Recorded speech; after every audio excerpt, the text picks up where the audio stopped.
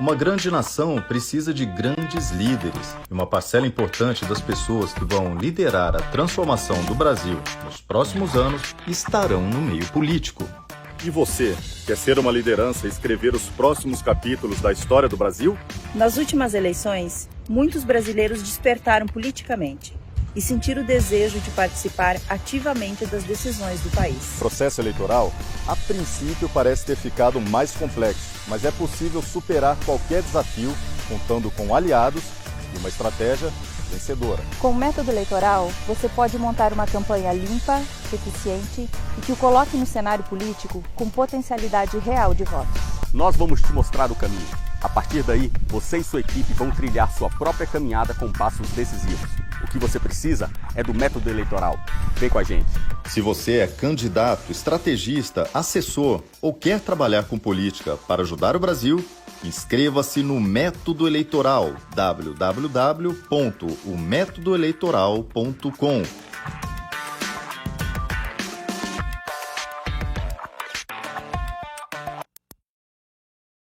Olá pessoal, boa noite. Estamos começando o Media Watch desta segunda-feira, 15 de junho. Eu estou de volta para Brasília, estou acompanhado aqui do Fernando Melo. A gente vai falar essa noite sobre a prisão da ativista Sarah Winter e de outras pessoas que também foram presas. A gente não pode deixar de mencionar aqui, Fernando. E também sobre a situação demissionária, a informação que a gente tem até agora, do ministro da Educação. Aqui para começar a nossa interação de sempre, agradeço a presença de todo mundo. Hoje é um dia daqueles que a gente fica meio... Uma segunda com cara de sexta-feira, né, para começar. O que fazer, né, Rafael? O que fazer, como abordar os temas aqui junto com vocês, porque nós somos pessoas que estão trazendo a informação com para vocês, mas sempre com uma preocupação, Rafael, que é uma preocupação que guia todo o nosso trabalho, que é a preocupação com o projeto da direita no Brasil, com a preocupação de vencer a esquerda, vencer esse terrorismo que virou a política de esquerda em todo o Ocidente. Então nós temos preocupações sim. Outros jornalistas ficam preocupados com como essa notícia vai impactar na Bolsa de Valores amanhã. Ou então, como essa notícia vai impactar lá no Foro de São Paulo. Nós temos uma preocupação que é, além de estarmos noticiando para você o que tem acontecido durante o dia, fazer a leitura correta e ajudar todo mundo a ter a leitura correta nesse momento de tanta dificuldade em conseguir enxergar o cenário límpido, né, Rafael? Vamos lá, vamos conversar junto com vocês. Eu peço a todo mundo que gosta do Comunicação e Política, que quer ver o nosso trabalho continuar, seja membro do nosso canal. Participe através do Superchat, você pode fazer perguntas, comentários e a gente se compromete a ler todos aqui. E vamos lá, vamos começar aí, pau na máquina, que hoje é só pedreira. Isso aí, pessoal. E o comentário de vocês é muito importante, porque apesar de a gente ter a nossa opinião aqui, as mensagens de vocês são sempre muito mais criativas e tem uma leitura diferente, né, Fernando? Aí, felizmente, nós temos milhares de pessoas que acompanham a gente, o nosso trabalho, e já durante o dia formulou, né, todo mundo aí formulando as suas impressões sobre o que aconteceu nesta segunda-feira em Brasília e o desenrolar dessa história. Dessas histórias, né, Fernando? E o Flávio Roberto já escreve: vi muito hoje acusações de que a Sarah provocou sua prisão para um projeto pessoal e político vindo da direita chupeta, oportunista e frouxa. Como o Olavo disse, como se livrar desses limitados? Flávio, muito legal a sua mensagem. Existe sim, né, essa teoria de que uma pessoa possa cavar a sua prisão ou qualquer outro tipo de situação constrangedora ou se vitimizar para, né, se lançar politicamente ali na frente. Isso acontece e no caso específico da ativista Sarah Winter pode ter acontecido. Eu não sei quais são as intenções pessoais dela, Fernando. Vamos juntando todos os comentários aí sobre Sarah Winter, porque eu quero dar uma porrada só. Temos mais aí, Marcos Vinícius Tavares, seja bem-vindo aqui como novo membro do canal. Nós tínhamos uma outra mensagem aqui que ficou para trás, mas eu já vou ler. Também a Ilana Soares fez uma contribuição, muito obrigado. Flávio, pessoal, vão mandando sua mensagem que a gente vai falar muito sobre esse assunto hoje, da prisão de quem discorda do STF, Fernando. Eu tenho a opinião que o ministro do STF, Alexandre de Moraes, porque a Sarah disse lá atrás, falou assim: eu quero trocar socos com Alexandre de Moraes. O Alexandre, morrendo de medo de apanhar na rua de uma mulher, né? Chegar com a mulher cobrindo ele de tabefe no meio da rua, falou: vou me garantir, enquanto eu estou aqui, tem a polícia aí do meu lado, e vou mandar prender essa mulher porque eu acho que ela pode me bater na rua, Fernando. Isso pode acontecer mesmo. Não quis sair na porrada com a Sara, mandou o Uber Black antes, né? O Alan Costa mandou a mensagem: a liberdade acabou, digam-me para que trincheira ir. Vamos lá, trincheira é essa daqui, vem pra cá, cola com a gente aqui que a gente vai quebrar a cabeça junto. E Divani Mogames escreve: tô muito triste hoje. Fernando, você é meu Rivotril. Esse é um dos melhores elogios que a gente recebe aqui, né, Fernando? Chamar de Rivotril porque é a qualidade que a gente tem de trazer um pouquinho de alento para as pessoas que nos assistem. Isso é muito bacana. Primeiro de tudo, não fiquem tristes, não fiquem apavorados. Terror, o Fernando tuitou aqui logo de manhã e eu já curti, né? Frieza, estratégia, foco. É isso mesmo, né, Fernando? É isso aí, a gente está num jogo, é uma guerra, aqui é política, meu amigo, é a arte mais suja que tem. Isso aqui é muito pior do que o futebol, muito pior do que o UFC, não tem nada aqui perto de política, aqui é a lama. Então aqui você vai ver só gente suja, todo mundo metendo a mão na merda, mas a gente vai vencer no final, a gente vai resolver essa história. Exato, a gente tem que manter a razão, Fernando. Exato, acima de tudo. Não dá para ser tomado pela paixão, porque todo dia é uma surpresa, né? Hoje foi segunda-feira, que normalmente as segundas-feiras eram calmas aqui em Brasília, pelo menos nos últimos meses. Os problemas estavam se concentrando, sobretudo, na sexta-feira, algumas vezes na quarta-feira, mas hoje, segunda-feira, a gente já acordou com essa notícia da visita da Polícia Federal, que a mídia tratou assim: Polícia Federal prende ativistas, né? A Polícia Federal, ela executou uma ordem. É lógico. Ela executou uma ordem de Alexandre de Moraes. Eu já te pergunto agora, Fernando, em relação a Jair Bolsonaro, ele poderia tomar alguma atitude contra a Polícia Federal agora? Absolutamente não, impossível. Não há nada no sistema de república onde o presidente pode impedir uma prisão assim. Nada a ser feito. Né? Tem gente que defende, não, o presidente que manda na Polícia Federal, ele deveria interferir no Ministério da Justiça. Não é bem assim. Aí é utopia, aí é querer o país das maravilhas aqui. Vamos lá, a gente vai falar sobre isso. A gente vai pegar o tema Sarah Winter e vamos dar um bloco completo aqui, vamos falar sobre isso. Abraham Weintraub, nós precisamos falar bastante sobre esse assunto, que ele está na capa do nosso Media Watch dessa segunda-feira. Alisson Falcon escreve pra gente: vivemos dias de medo, segurança jurídica, STF criminoso, ataques dos esquerdopatas, incertezas, apatia de quem deveria nos defender. Disso temos dois cenários possíveis. E aí eu acho que ele continua numa outra mensagem que não chegou ainda. Flávia Santos: o que Bolsonaro pode fazer ainda para salvar o Brasil? Estamos perdendo as esperanças. Falamos disso aqui, não perca a esperança, Flávia. Não pode, não tem opção. Tem opção. A Ana Paula 2020 está falando: o medo foi quando ela ameaçou o contar das amantes. E a Graziela Ardengui está falando: Fernando, adoro você, sensato e humilde. Obrigado, está acompanhando a gente direto de San Diego. Valeu demais, muito agradeço obrigado. Aí a todo mundo que está fora do Brasil participando junto com a gente. Pessoal do Japão, pessoal dos Estados Unidos, Portugal aí, que é a maior parte do nosso público fora do Brasil. Agradecemos demais a presença de todos vocês. Pessoal, vem pra cá, compartilha esse link, joga aí nas suas redes sociais. Quem é de Twitter, joga no Twitter. Quem é de Facebook, joga no teu Facebook. E vamos aqui acompanhar com a gente, vamos comentar o que tem acontecido hoje. E, ao que tudo indica, Rafael, teremos aí uma semana de uns 10 dias, né? Essa semana aqui vai ser cumprida e vai ser muita bomba uma atrás da outra. E se vocês deixarem a gente falando aqui, a gente fica 2 horas, a gente não para o programa hoje. O Guilherme Santos escreve para o Comunicação e Política. Escreve: Fernando Henrique Cardoso, 2 pontos. Qualquer dos 3 poderes pode fazer uso do artigo 142. Seria uma ameaça? Não. A impressão que dá é que estão fazendo absurdos para algo maior. Guilherme, isso é fato, isso está na lei. Mas sempre as Forças Armadas, o Exército, os militares ficam do lado do Poder Executivo. É o poder que foi eleito, que recebeu o maior número de votos. E hoje no Brasil é o poder que representa, se não toda, a maior parte da população brasileira que defende o Brasil. Ok? Então, os militares, eles são, a despeito de qualquer ideologia, né, Fernando? Eles são patriotas, eles são nacionalistas. Não, mas tem militar positivista, comunista, tal. Ok, tem tudo isso, mas eles sempre defendem a nação. Ótimo, deixa eu ler aqui. Mônica Bonfim: a forma como o Renan foi preso ontem foi muito pior. Um sequestro no meio da rua, abominável. Exatamente. Tem uma outra mensagem também aqui, a Jaqueline Barros está falando: frieza, só entrando no freezer tem sido um exercício de autocontrole, Deus nos ajude. A Nájila Valzede está falando: olá meninos, outro dia o Rafael disse no Twitter que estava mal, recebi críticas para estudar, mas realmente vocês nos tranquilizam muito. Obrigado, Paulo em Conserva. Fernando com cabelo, isso, é o Guga Chakra da direita. Paulo Reis: Fernando, por favor, manda um abraço. Um beijão para a garbosa Bruna Farias, de São José dos Campos. Brigadão, Bruna gente. Farias, Valeu demais pela ali no presença. Vale do Paraíba, muito obrigado. Agradeço muito. Tânia Boana tá com a gente há muito tempo no canal. Corre a informação de que o STF soltou bandido, proibiu policiais subirem os morros porque a esquerda tá armando o exército. Não, é verdade? Não, mentira. Pessoal, vamos lidar só com os problemas do mundo real. Isso que a Tânia tá falando agora, na verdade, não é porque o STF fechou o morro que eles estão se armando há anos. Desde os anos 70. Aí. Exato. O Foro de São Paulo faz isso há décadas.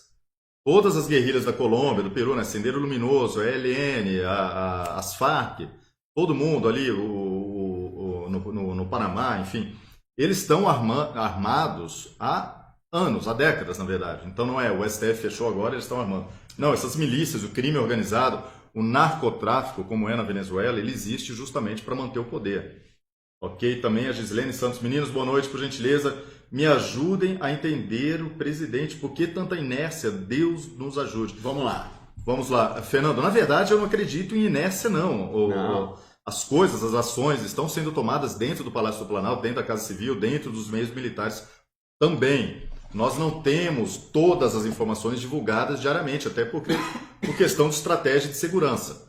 Mas não pense você que está todo mundo parado. Hoje o Palácio do Planalto esteve bem movimentado pelas informações que nós temos aqui.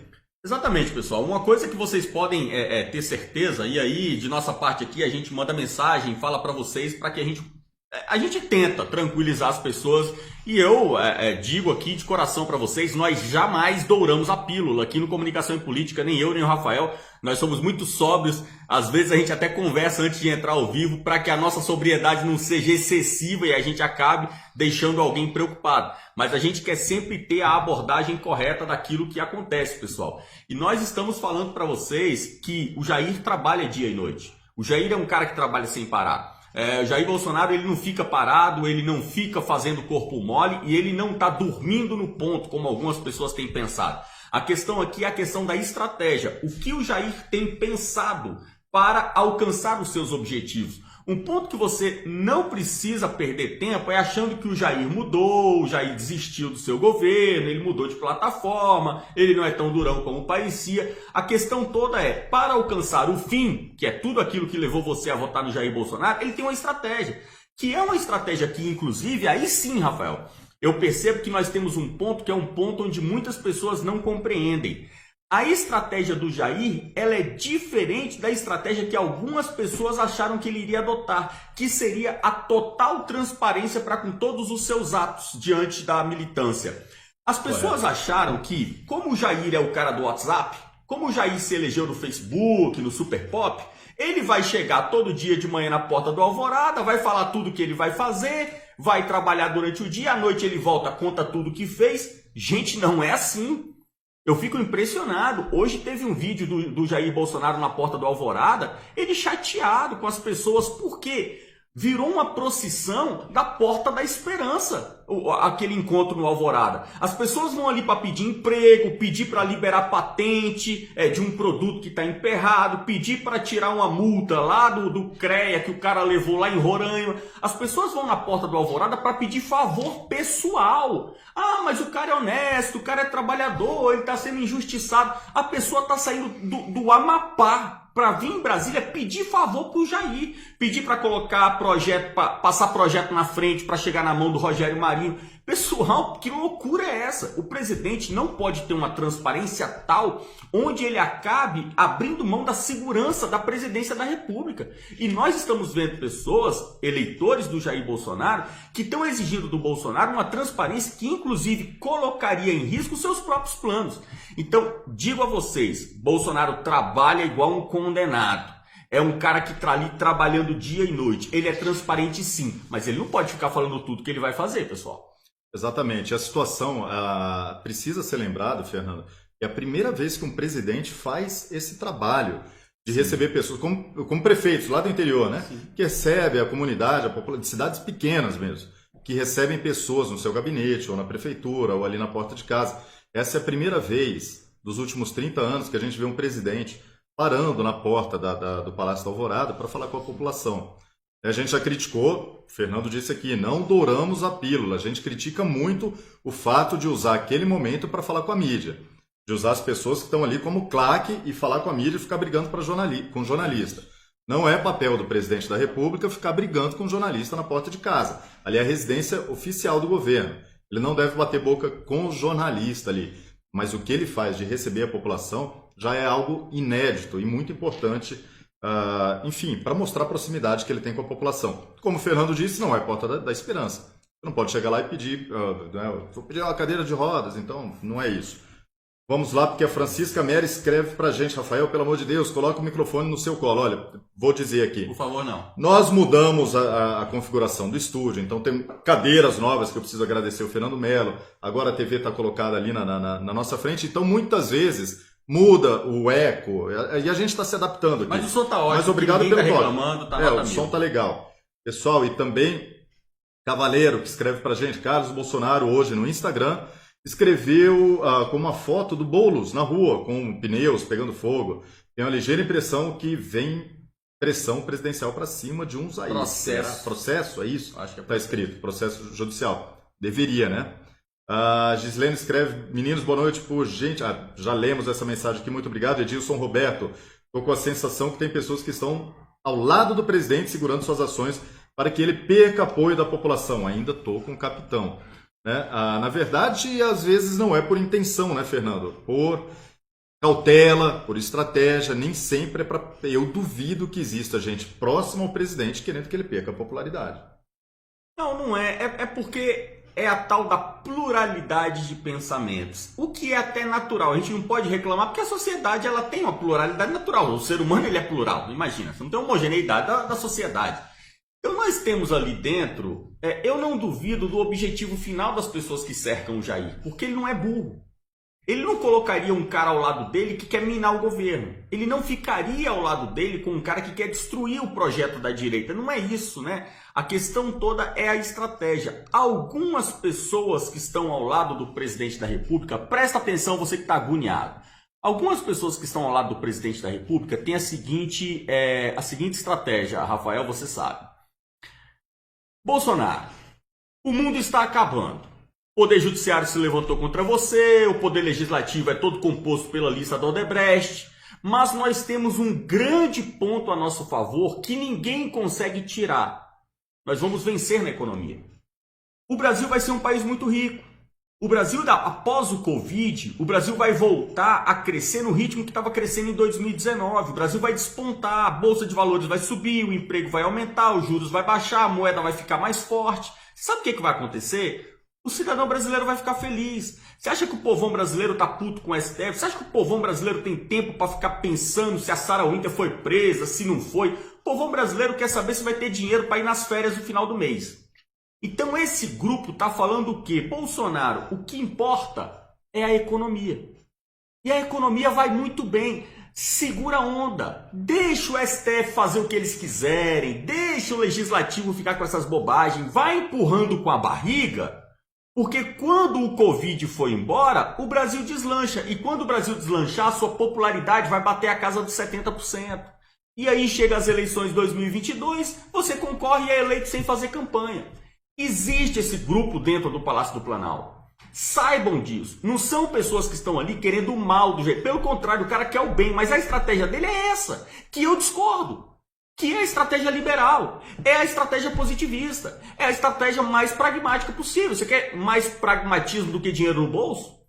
Então esses caras pregam isso. Bolsonaro, segura a onda, esquece o Alexandre de Moraes, esquece o Toffoli, esquece o Nhonho, fala que tá namorando com o Alcolumbre, toca a bola que no final vai dar tudo certo, você vai ser reeleito. Aí em 2022, você faz o que você quiser. Mensagem da Rita, sobre agora que o Randolph pediu a prisão preventiva do ministro Weintraub. É verdade? É verdade. É tudo que ele mais faz, né? Todos os dias. Você sabe fazer isso. Pede prisão. Glória Turista, estou me vendo na Venezuela, tendo dois governos, de um lado Jair e de outro poder supremo dos esquerdistas. Na verdade, é bem diferente da situação da Venezuela. Lá o que existe é uma ditadura de esquerda, não é o que nós estamos vendo no Brasil hoje. Glaucio Ramos, Bolsonaro, sem... E Luiz Carlos Estolano, os senhores sabem que o governo tem uma estratégia, entre aspas, ou supõe que tenha uma? Acho que só o tempo dirá. Admiro o trabalho de vocês. Muito obrigado. O Fernando acabou de falar sobre a estratégia aqui. Muito obrigado pela mensagem. Eu sei que ele tem. Eu sei a estratégia no detalhe, mas o que adianta? Não adianta, esse tipo de coisa não adianta eu falar, né? Eu falo, algumas pessoas acabam confiando e ficando mais tranquilas, mas é algo que não adianta eu chegar aqui e falar, as pessoas não vão se acalmar de repente. Então, eu vou ajudando vocês, a gente vai trabalhando aqui, ajudando todo mundo a fazer a leitura dia a dia. E a mensagem da Dinéria Antunes. Fernando, você realmente é um além. Obrigado, valeu demais. Oro todos os dias pelo Brasil e o presidente, sou de Cabo Frio, no Rio de Janeiro. Estarei indo para Brasília na manifestação. Sim, no domingo, dia 21, está programada uma manifestação aqui em Brasília. Né? Já temos notícias de pessoas vindo do Rio de Janeiro, de São Paulo, Minas Gerais, Goiás, Paraná, eu acho que Santa Catarina, se não me engano, Bahia e Paraíba também. Vamos conversar muito até lá sobre essa manifestação. Durante a semana a gente vai falar, e a Patrícia Garotti, enquanto vamos empurrando com a barriga, estamos ficando mais comunistas que antes da eleição do Bolsonaro. Na realidade, a população não vai ficando comunista. O que pode estar acontecendo, sim, são estratégias que já foram lançadas pelo Foro de São Paulo há 30 anos e que continuam avançando na América Latina como um todo. Mas, de fato, não adianta querer comparar a situação do Brasil hoje do que o Brasil de 2014, quando Dilma Rousseff foi reeleita, 2015, no primeiro ano de mandato, quando o MST tomava o Palácio do Planalto. Isso não acontece mais. Emerson Santos faz uma doação, muito obrigado. Isso, Fernando, vamos dar sequência aqui. Vamos falar das nossas pautas aí, que eu tô aqui com a garganta coçando para falar. Vamos então falar um pouco de pauta internacional, que isso que o Fernando começou agora, que é muito importante, a situação do Covid no mundo. Nós temos essas agendas, Fernando, essas agendas que acontecem de tempos em tempos. Então, a agenda em ano de eleição de Donald Trump nos Estados Unidos, e essa eleição é importante para garantir o crescimento da direita no mundo, né? Então, essa situação, Donald Trump declarou a guerra comercial à China em 2018, deixando Xi Jinping indignado, revoltado, e todo o Partido Comunista da China se uniu para tentar derrubar Donald Trump. Como iriam fazer isso? Com todas as agendas, né? Antirracismo, ou seja, a agenda feminista, e criaram um vírus, o Covid, espalharam pelo mundo. A situação está ficando boa no mundo inteiro, as pessoas estão começando a perceber que isso foi uma enganação, uma palhaçada, e quando os casos diminuem, o que eles fazem? Uma segunda onda. Então nós temos aqui, e eu estive conversando com pessoas em Pequim neste fim de semana, para entender melhor o que estava acontecendo. Tem uma notícia aqui do estado de São Paulo. Vamos lá. Pequim registrou nesta segunda-feira, hoje, o crescimento no número de novos casos de Covid-19 pelo segundo dia consecutivo. Os dados deram urgência ao restabelecimento de medidas para frear a disseminação do vírus na capital chinesa e voltou a realizar testes em massa. Autoridades de Pequim anunciaram 36 novos casos de Covid-19 confirmados no domingo, o mesmo número registrado no dia anterior, um recorde desde o fim de março. Prestem atenção nisso. O novo surto é ligado ao mercado de Xinfandi, na capital, que é responsável pelo abastecimento de 80% das verduras e legumes vendidos em Pequim. Xinfandi é 20 vezes maior que o mercado de frutos do mar de Wuhan, onde o vírus teria surgido. A matéria segue aqui, eu vou explicar a situação. Esse mercado de Pequim é realmente grande. De novo, um mercado de onde teria disseminado a doença, o vírus por ali. Eu falei com as pessoas que estão em Pequim, e a restrição hoje é muito maior do que em março e fevereiro, Fernando, quando a temperatura em Pequim estava abaixo de zero. Sabe qual a temperatura em Pequim hoje? Qual que vai ser a máxima em Pequim hoje? 37 graus. É o período mais quente, um dos verões mais quentes dos últimos anos. E as pessoas estão me contando que realmente aumentaram as restrições em Pequim. Lembrando que existe apenas um jornalista de direita no Brasil que trabalhou para o Partido Comunista. Sou eu, Rafael Fontana. Então, fonte primária de Pequim, só existe uma no Brasil. Então eu estive conversando com pessoas que me passam informações em sigilo. Essa é a história, porque Pequim não foi alvo da primeira onda de contaminação. Eles guardaram Pequim para a segunda onda. Veja bem, a eleição de Donald Trump é em novembro. Estou falando da eleição de Trump. As eleições americanas, que Trump deverá ser reeleito, vão acontecer apenas em novembro. Você precisa de novas agendas. A gente ainda está em junho. Você precisa de uma agenda para preencher junho, julho, agosto, setembro, para garantir que Trump não seja reeleito. Então, essa situação que está acontecendo na China é uma nova onda de mentira. É uma nova onda, sim, de narrativa. que vai acontecer? Vai sair daqui e temos a matéria que ecoou aqui, que foi feito por agências internacionais e publicada pelo Globo. Todos os 50 estados americanos estão em meio a um processo de retomada das atividades socioeconômicas, com a gradual retirada das medidas de distanciamento sociais impostas para o enfrentamento da Covid-19. Mas alguns deles, incluindo Texas e Nova York, que são governados por democratas, já repensam suas estratégias de transição para o chamado novo normal diante do aumento de infecções. Veja bem, a temperatura também subiu em Nova York, no Texas, já está um calor, porque o hemisfério norte agora é o verão, é o período mais quente do ano. Como é que esse vírus, Fernando, que está praticamente eliminado, ele ganha força? Então, para vocês entenderem, é uma nova agenda. Hoje a Bolsa de Valores, tanto do Brasil quanto de vários outros países, caiu por consequência dessas notícias. Mas estejam atentos, a hora de derrubar essa narrativa é agora. Nós perdemos muito tempo tentando derrubar a narrativa no passado. Fale com quem você conheça, leve as informações e reverta essa situação. Fernando, eu estive viajando agora, no fim de semana. As estradas estão cheias. É caminhão para cima e para baixo, a produção está sendo retomada. Os reservatórios estão com capacidade quase máxima. Nessa época do ano, que começa a seca, os reservatórios estão com o melhor nível dos últimos 4 anos.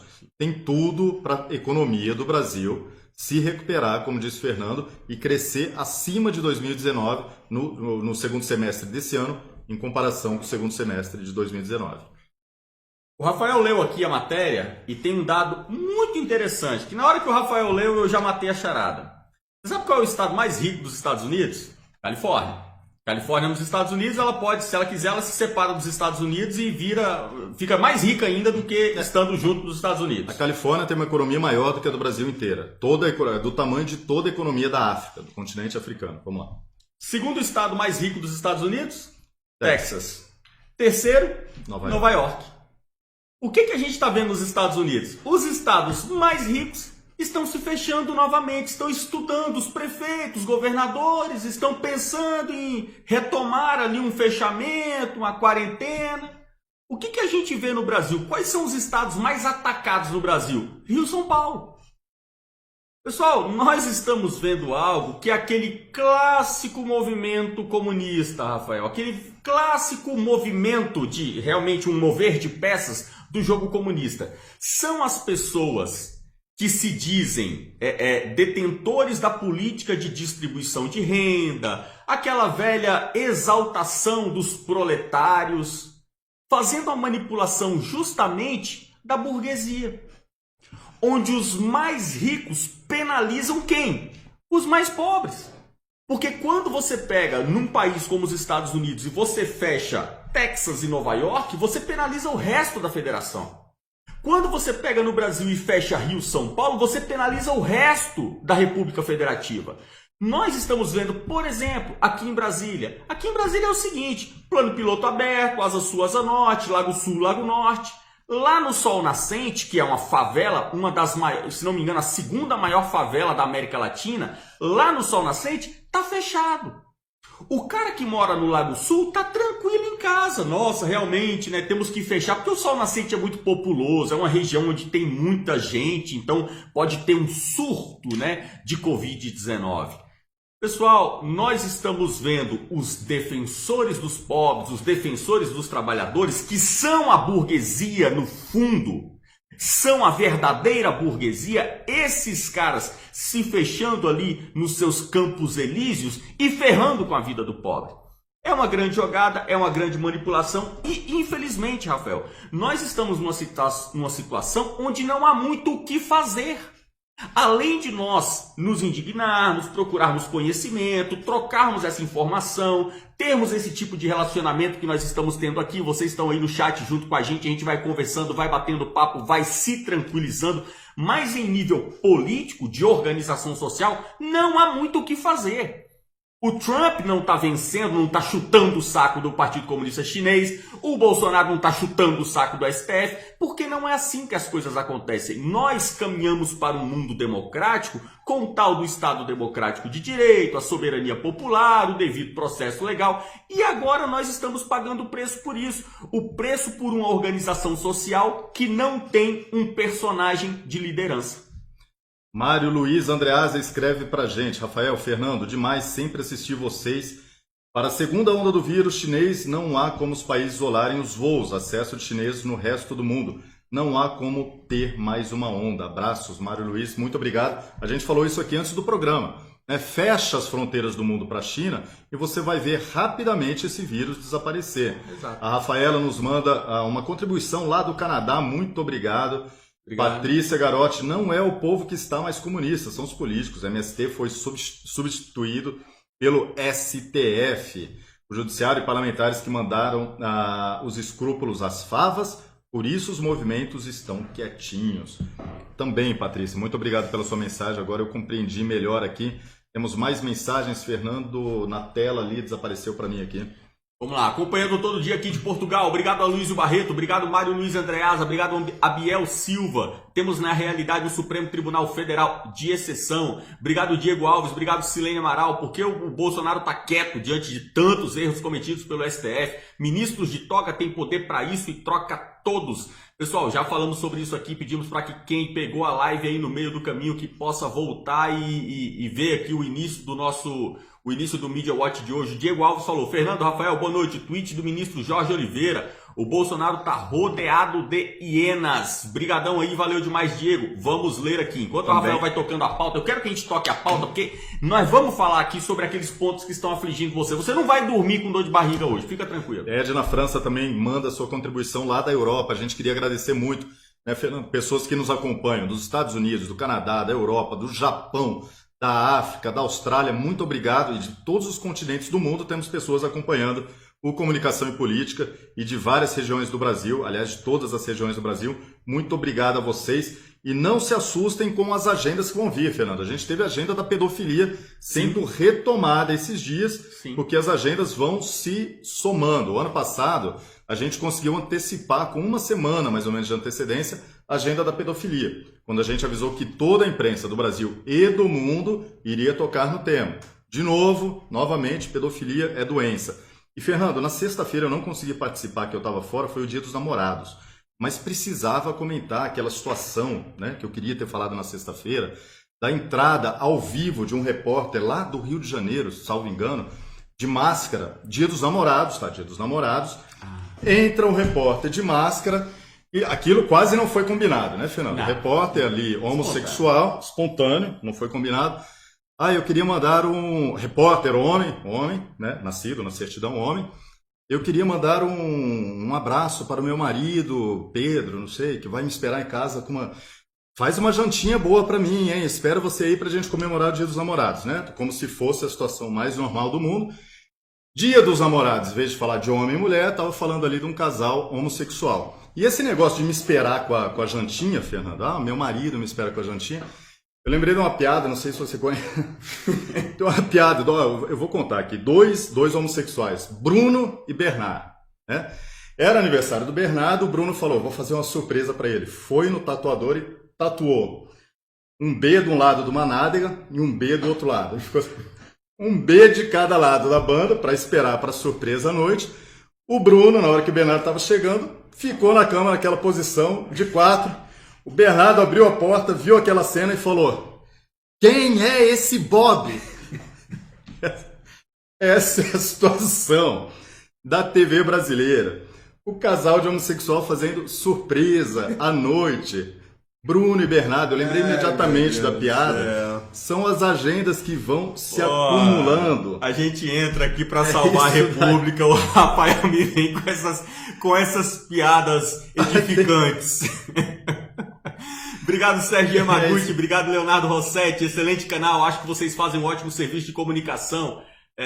Mas eu gostaria de poder contribuir mais além de doações. Leonardo, muito obrigado, a gente agradece de coração. Muitas pessoas entram em contato com a gente, oferecendo assim um trabalho voluntário. Eu agradeço muito, pessoal. Realmente nós temos dificuldades até de responder a quantidade de pessoas, mas eu agradeço de coração, e à medida que os novos projetos vão saindo da nossa cabeça e passando para o mundo real, a gente vai comunicando a vocês e muitos conseguem participar. Por exemplo, essas cadeiras que a gente está aqui hoje são cadeiras que a gente recebeu de doação aqui de uma inscrita do canal. Então eu agradeço de coração a todo mundo que participa aqui dos nossos trabalhos, seja de qual forma for. Pessoal, eu prometo não contar mais piada aqui. Leonardo Rossetti, excelente canal. Acho que vocês fazem um ótimo serviço de comunicação, mas eu gostaria de poder contribuir mais... desculpa, pessoal, mas muito obrigado pela contribuição. Nilson Miliantes, eu tenho que agradecer o canal. Após conhecer vocês, eu me despertei para a leitura. Antes eu estava viajando no fantástico mundo do Bob. E hoje sou fã do professor Olavo. Um forte abraço. Muito obrigado, Nilson. E temos também a Livraria do Comunicação e Política. Endereço, Fernando. Fiquei muito feliz. O pessoal já me deu um retorno lá da livraria, falou que a gente está vendendo muito. A livraria aí que está batendo recorde aí.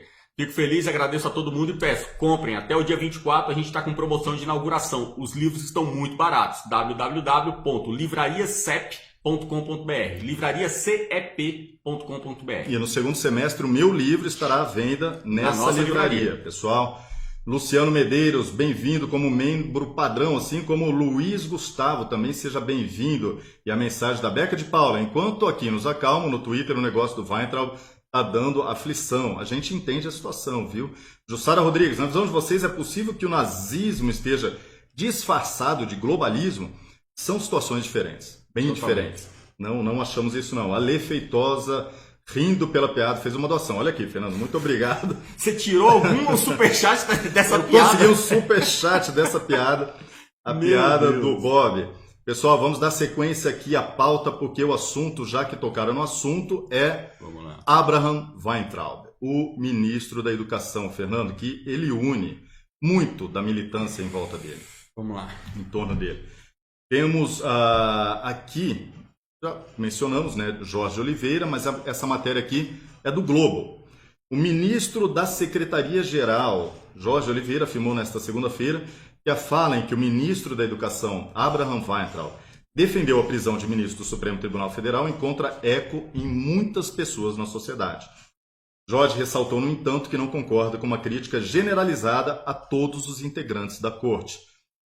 Abre aspas, a fala do ministro Weintraub, acho que ela fala por si só. É uma opinião pessoal dele, que encontra eco em muitas pessoas na sociedade, que é o senso comum.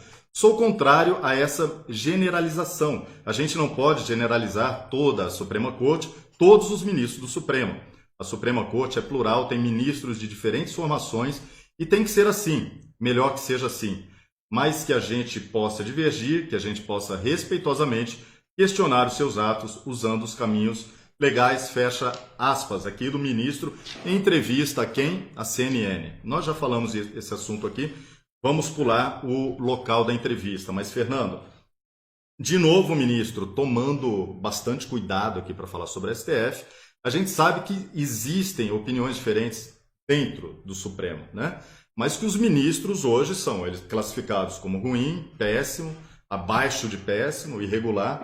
Eu não consigo identificar hoje na Corte, na Suprema Corte do Brasil, ministros que estejam realmente fazendo um trabalho digno para o desenvolvimento da sociedade brasileira, para a melhoria da condição de vida do brasileiro, para o desenvolvimento do país como um todo, para o índice de desenvolvimento humano do país. Eu não consigo encontrar essa pessoa hoje no STF, Fernando. É engraçado esse tipo de fala, né, Rafael? Porque eu fico pensando o seguinte: não podemos generalizar. Tá bom. Me fala qual dos ministros do STF que não pode ser enquadrado nesse ponto aí. Me dê um exemplo. É geral, pessoal. Sabe, eu sei que essa vontade de não generalizar, ela é sempre tida como grandiosa, né? Fica aquele Nelson Rodrigues, né? Toda generalização é burra, né? É lindo isso, né? Você até imagina escrito na folha de papel pólen. É geral. O STF é podre. Se o STF acabasse hoje, deixasse de existir, chama o Thanos, né? Tira ali o STF.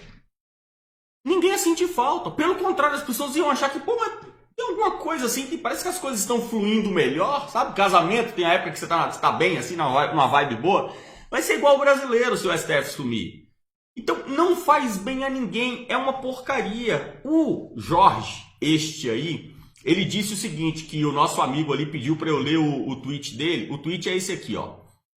Ataque ao STF ou a qualquer instituição de Estado é contrário à nossa democracia. Prejudica o nosso país e deve ser repudiado. Atitudes e pensamentos individuais não são mais importantes que nossos ideais. Gente, sempre quando alguém fala em defesa da democracia e fala também sobre o indivíduo, esse cara não entende nada de política. Ele não tem noção, ele não sabe o que é democracia. Porque a pessoa fala, precisamos proteger a democracia, defendam os prédios públicos. Ele não sabe o que é democracia. Ele acha que ele sabe. O Jorge Oliveira, ele tira uma onda assim de jurista. Esse cara aqui, ele se formou numa faculdadezinha de merda em Brasília. Então assim, ele tem uma formaçãozinha de merda. Ele é um cara assim com, digamos assim, um arcabouço intelectual de merda. E ele tá ali rodeando o Jair e, infelizmente, ele é um dos mais bem cotados ali no Palácio do Planalto. Só faz merda. É um bosta. É um bosta que só faz bosta. Assim como o Ramos também é um merda que só faz merda. Então são dois merdas que fazem muitas merdas. Esses caras também são outros, que se o Thanos viesse e fizesse eles desaparecer, também fariam um bem danado. A gente sentiria melhor, parece que o Jair tá melhor, tá mais espontâneo. Tira o Ramos e o Jorge do lado dele. O Jorge está falando aqui, atitudes e pensamentos individuais não são mais importantes que nossos ideais. Pessoal, é justamente a defesa do indivíduo que está faltando nesse país. É justamente a falta de vermos na individualidade do cidadão brasileiro uma importância de uma nação que faz com que a gente fique escandalizado. A gente não, nem eu nem você, mas um bando de retardado aí fica. Quando vê uma chuva de fogos de artifício mirando o STF. A pessoa fala, meu Deus, aquilo ali foi o Niemeyer que fez. Ai, se quebrar uma vidraça, quanto que deve custar uma vidraça do STF? As pessoas que estão vendo nas instituições a representatividade do Brasil e no cara que, se certo ou errado, é um brasileiro pagador de impostos, nascido nesse território, alguém que vive a identidade brasileira e está soltando fogos naquele prédio, esse alguém não é visto como Brasil. Ninguém viu naquele senhorzinho brasileiro, tá fazendo merda, tá errado, tá louco da cabeça treslocado, mas ele é o brasileiro e o brasileiro está assim. O brasileiro tá louco das ideias. Você acha que o brasileiro tá pensando direito? Você acha que o brasileiro tá com todos os neurônios em dia, funcionando direitinho? Você acha que o tic-tac estão saudáveis? Cara, o brasileiro é um senhor que saiu do seu estado, veio para Brasília, comprou uma caixa de fogos de artifício e tá jogando no STF. Isso é o Brasil. Ah, mas está errado, Fernando, precisamos resolver. Ok, eu concordo. Ele está errado. Não é esse o Brasil que nós queremos. Um Brasil onde os indivíduos comprem caixas de fogos de artifício e jogam nas instituições. Mas isso é um sinal. Isso é igual um corpo em febre.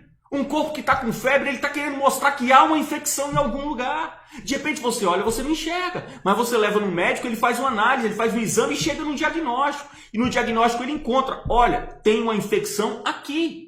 E essa infecção é o resultado, né? Essa infecção é o objetivo que nós queríamos quando nós vimos aquela febre. Aquele senhor, aqueles fogos de artifício são uma febre que a gente está vendo no Brasil. O cenário tem que ser lido para que a gente saiba tratar. Ninguém está tratando, Rafael. O Jorge não está tratando, o Ramos não está tratando, o STF muito menos, o STF quer que se lasque tudo, o STF quer ver o circo pegar fogo para resetar o Brasil e começar de novo, fazer uma constituinte onde eles sejam os autores. É um caos, onde todo mundo reclama do que está fora do padrão, mas ninguém está ligando para o corpo que está doente e não está querendo tratar a situação. Exatamente. Excelente avaliação aqui do Fernando Mello. Agora são 7 horas e 14 minutos. Fernando, tem também um post do STF no Twitter, que ele vai procurar aqui para ler. A gente vai mostrar umas imagens enquanto eu leio aqui o superchat Suzy Minion. Essa contribuição é por causa da piada do Rafael. Olha só, vocês não, estão alimentando um monstro, não façam isso, né? Zélia Jesus, Fernando e Rafael, como não sentir segura com as análises políticas do cenário atual? Muito obrigado, Zélia. Você acabou de ouvir a análise aqui do Fernando. Isso é para tranquilizar, é uma amostra de que a gente precisa manter mesmo a razão, tentar conter um pouquinho da emoção. Eu sei que é difícil, Fernando. é difícil. A gente aqui, né? A gente senta, conversa, analisa, lê, pensa, toma um café, toma um ar. Pensa de novo. Pensa de novo e aí a gente vai fazer o programa. Lu Barmel manda mensagem e diz, vai entrar, fica. Fernando, temos a mensagem aí do STF, tá ali. Tá. Vamos ler que tá ali no ar, então, essa mensagem. Pode ler, Fernando, por favor. Vamos lá, pessoal. Supremo Tribunal Federal, no seu perfil oficial na rede social Twitter, está dizendo o seguinte. Relator, ministro Luiz Fux, envia ao Ministério Público Federal, PGR, notícia crime contra deputado federal Daniel Silveira. O parlamentar teria publicado em redes sociais ameaças aos organizadores de manifestações em defesa da democracia. Defesa da democracia, Fernando. E agora a gente vai mostrar a mensagem aqui do que a mídia acredita ser democracia, baseada em manifestações como essas do nosso Supremo. Olha ali. Matéria do portal G1, Avenida Paulista, dizendo ali, protesto em São Paulo em defesa da democracia. E o que nós lemos ali naquela faixa, Fernando? Em defesa da revolução e ditadura proletárias. Desculpa. Eles estão falando ali de revolução e ditadura. E o que diz a chamada ali do G1, que pertence ao Grupo Globo, né? Em defesa da democracia. Exatamente. Coincidência com a mensagem do STF. Olha a mensagem seguinte agora, a imagem seguinte. Nós temos uma faixa, né? Primeiro falando sobre ditadura e aí. Apoiadores de Bolsonaro fazem ato no setor militar urbano e Praça do Buriti, em Brasília, após fechamento da esplanada. E ali embaixo diz que era para evitar aglomerações e atos antidemocráticos. Então, para a mídia brasileira, de novo aí o portal G1, que pertence ao Grupo Globo, não custa a gente sempre lembrar, Fernando, muita gente conhece, já sabe quais são as empresas do Grupo Globo, quem está por trás de cada veículo de comunicação. Muita gente não conhece, né? G1, Rádio CBN, o Globosat, está no nome, claro, são vários canais que estão dentro do guarda-chuva do Grupo Globo, assim como vários outros estão dentro do Grupo Band, da Editora Abril, né? Que tem a Exame, que tem a Veja, super interessante. E por aí vai. Então é bastante importante, Fernando, a gente deixar claro o que a mídia velha, aquela imprensa que a gente fala tradicional, considera democrático ou antidemocrático. Sustentado pelo STF, é claro. Né? Então nós temos essa situação, a mídia presta um serviço, esse programa é o Media Watch, a gente precisa mostrar o que está acontecendo na imprensa. Porque essas narrativas são as narrativas que vão para aquele seu vizinho que fica de quarentena. Ele não sai mais de casa, apavorado, terror, anda de máscara. Né? Muita gente andando de máscara porque vê esse tipo de notícia, acompanha esse tipo de mídia. Essa velha mídia, a gente pede para que vocês tentem trazer as pessoas para dentro da nova mídia. Né? Não só no nosso canal, mas vários outros canais. Que é a tentativa de a gente trazer um pouco mais de luz aos fatos, ao que realmente está acontecendo. E criar defesas da população contra esse tipo de mídia e de governo. Olha ali a mensagem do Cid Gomes. Né? Isso aí, Rafael, é uma live que foi feita hoje pelo UOL no YouTube. Eu fiquei indignado com isso aí. Eu peguei, dei um print, tô colocando aí na tela para as pessoas verem. Olha, uma live que o UOL fez. Qual é o sentido de fazer a live convidando o Cid Gomes? Eles querem saber, Cid Gomes, venha nos fazer entender o acirramento da crise política. Essa imprensa que você está falando, Rafael. O que é democracia para a imprensa? A democracia para a imprensa é você chamar o Cid Gomes, operador de retroescavadeira, chama ele para falar sobre acirramento da crise política. Gente, a imprensa é um câncer. A grande imprensa no Brasil é um câncer. A imprensa, não estou falando dos profissionais da imprensa, a imprensa, esse poder de imprensa é um câncer que tinha que morrer, tinha que ser extirpado. A imprensa tem que morrer no Brasil. Gente, isso é um absurdo que esses caras fazem. Eles pegam um desgraçado que jogou uma retroescavadeira para cima de policiais, suas esposas e seus filhos e chama ele para dar uma aula sobre acirramento. O que você acha? Quais são os rumos da discussão política do Brasil? Isso aqui é igual você chamar a Dilma para discutir os rumos econômicos da nação. Então, esse grupo faz com que as pessoas fiquem doentes. Essa imprensa faz com que o brasileiro fique doente e perca os sentidos e perca o bom senso, qualquer resquício de sensatez e tome atitudes ruins. É lógico. Você leva as pessoas à loucura, você quer que elas façam o quê? Você quer que elas recitem poesia e sejam sensatas? Elas vão fazer um monte de merda. Inclusive porque muitas das vezes para resolver uma merda, só outra merda maior. É isso aí, pessoal. O que o Fernando está falando da mídia, a gente acompanha diariamente, né, Fernando, o trabalho da imprensa. Nós temos muitos amigos jornalistas, uns estão nessa mídia, acreditam no que eles estão falando. A gente já dividiu aqui em 3 categorias. São jornalistas incompetentes, despreparados, né? O segundo grupo de jornalistas, má fé. E o terceiro grupo, que é o pior, que são os incompetentes com má fé. Então, esses são os 3 grupos de jornalistas que a gente vê hoje atuando na mídia tradicional. Existem bons jornalistas, alguns deles migrando para mídia, para nova mídia, porque se cansaram disso, até porque tá falindo, né, Fernando? Eles estão perdendo dinheiro, estão vendo que não vai dar certo. A fonte de dinheiro deles hoje são grupos, são corporações, que daqui a pouco já não vão ter mais como sustentar essa mídia, e o governo que já não dá dinheiro para a imprensa.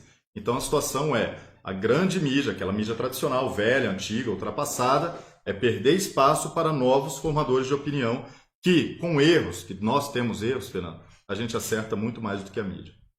Exatamente. Deixa eu mudar um pouco aqui, Rafael. Você leu a matéria do Weintraub, não foi isso? Foi. A gente está falando de assuntos hoje tão tensos que a gente está acabando... Desculpa, eu acabei pulando o assunto aqui e não falei do mais importante de tudo, que era falar do Weintraub. Vamos falar então no ministro da Educação. Vamos falar do Weintraub, eu quero te ouvir também, Rafael. O Weintraub, ele é um ministro que ele tem um papel muito especial, digamos assim, um papel muito específico. O papel do Weintraub, ele é o papel que inclusive é um cara que não compõe o governo Bolsonaro, assim, ele não é da primeira formação da banda do Bolsonaro, né? Ele trabalhou na campanha, Jair foi eleito, ele não entrou ali como ministro, mas assumiu após... Ele e o irmão, né? O Arthur. Ele e o irmão. O Weintraub assumiu, né? Os Weintraub assumiram ali, entraram após a saída do Ricardo Vélez, que foi um ponto complicado, foi ali uma turbulência do governo Bolsonaro. Quando o Abraham Weintraub entra, até então desconhecido da militância, ele faz um link muito rápido com a militância, que é uma parte importante do governo Bolsonaro. A parte da militância é uma parte importante do governo Bolsonaro. Teve uma importância muito grande, a militância do PT teve uma importância grande com o governo do PT. Mas foi uma importância maior, Rafael, se a gente for fazer aqui uma análise histórica, para a gente escrever um livro um dia, a militância do PT foi muito importante até o PT chegar ao poder. Porque o PT foi o partido que inventou a tal da militância política no Brasil. Quando a gente chega agora no governo Bolsonaro, a gente vê uma diferença. A gente vê o papel da militância preponderante após o presidente assumir o governo. E o Weintraub fez um link, ele preencheu uma lacuna que estava faltando. Que era essa lacuna do governo Jair Bolsonaro, que peca tanto na comunicação e pecava muito mais no início do governo, não conseguia falar como militante, e o Weintraub veio falando a língua do militante. O Weintraub é a tia do Zap no Ministério da Educação. E daí muitas pessoas passaram a falar que o ministro Weintraub é o ministro-chave desse governo. Por quê? Porque ele faz o trabalho técnico mais importante? Não. É porque ele faz um link com a militância e ele está em um ponto que aí sim é um dos pontos-chave para o projeto conservador no Brasil. Não é o projeto liberal, não é o projeto econômico, não é sequer o projeto de assim, fazer o Brasil despontar diante dos outros países. Não está relacionado a isso. Está mais relacionado a esse grupo que a imprensa, não sabendo o que significa, chama de grupo ideológico. E nós estamos vendo o Weintraub ser o cara mais perseguido de todo o governo Bolsonaro. De todos os ministros, na esplanada dos ministérios não há alguém mais perseguido do que o Weintraub. Se você avaliar, inclusive, a capacidade intelectual, ou seja, o poder que cada personagem tem de trazer aspectos intelectuais para dentro do governo, relacionados à direita, à pauta conservadora, nós temos um cara como o Felipe Martins, que é um cara muito mais perigoso para o socialismo do que o Weintraub. Porque o Felipe Martins, ele é alguém que vem puramente da ala intelectual. É um cara que ficou anos e anos e anos dentro de casa, trancado no quarto, estudando. Mas por que o Weintraub tem sido tão perseguido pela imprensa e pelos poderes do establishment também? Porque quem está tentando derrubar o Weintraub não é só Miriam Leitão, Reinaldo Azevedo. Esses caras são um bando de mané que estão ali de testa de ferro. Quem está querendo derrubar o Weintraub é o Democratas e o PSDB. Porque o Weintraub, ele detonou o esquema de corrupção dentro do FNDE. E nós estamos vendo uma força incessante para bombardear o Weintraub. E, inclusive, hoje ele foi multado pelo governador do DF, Ibanez, por ter ido na manifestação sem máscara. Uma multa de R$2.000. É uma perseguição imunda. Uma perseguição, eu não posso dizer que é idiota, porque não é fruto da burrice. É uma perseguição maligna que é feita em cima do Weintraub. Mas a gente chega num ponto, e aí eu passo a bola para você, Rafael, que para nós tá difícil agora poder falar algo relacionado ao Weintraub, uma vez que nós, militantes, eleitores do Jair Bolsonaro, precisamos ouvir a voz do Bolsonaro. Por isso que a nossa capa hoje, o título é "E aí, Bolsonaro?" Porque nós chegamos numa situação que todo mundo já entendeu, o cara está sendo perseguido. Não precisa de motivo para tirar o Weintraub. O motivo é a vontade de todo o estamento burocrático, legislativo, judiciário, administrativo e mídia.